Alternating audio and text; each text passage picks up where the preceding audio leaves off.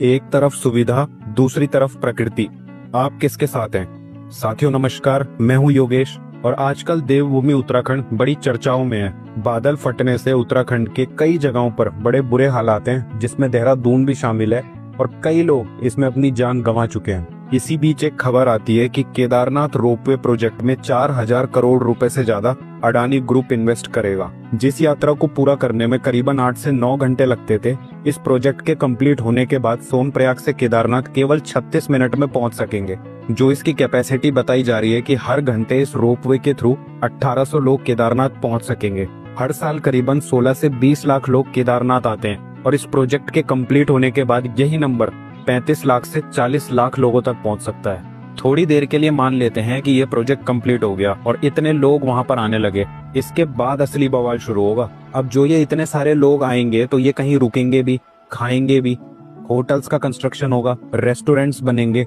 और हम पहले ही देख चुके हैं इस साल भी और पिछले साल भी कि कितना ओवरक्राउड उत्तराखंड में हो जाता है, कितना वेस्ट हमें देखने को मिलता है। और इसके बाद ये नंबर जितना बढ़ेगा तो आप सोच ही सकते हैं। एक इम्पोर्टेंट फैक्ट और आपको बताता हूँ कि जब इस प्रोजेक्ट की बात चल रही थी तो ये कहा गया था कि ये प्रोजेक्ट उसी प्लेयर को मिलेगा जिसका पहले से ऐसे प्रोजेक्ट्स में एक्सपीरियंस हो या फिर उसने पहले कभी इसमें काम करा हो।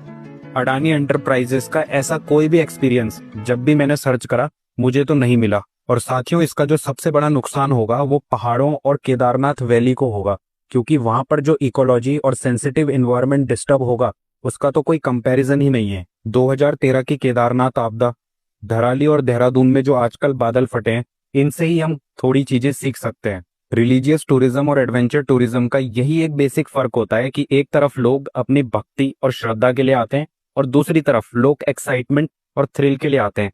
अब हमें यह सोचना है कि हमें केदारनाथ को क्या बनाना है। साथियों, जहां पर भी आपको ये वीडियो दिखे, इसको इतना शेयर करें कि कम से कम एक चर्चा ही शुरू हो सके।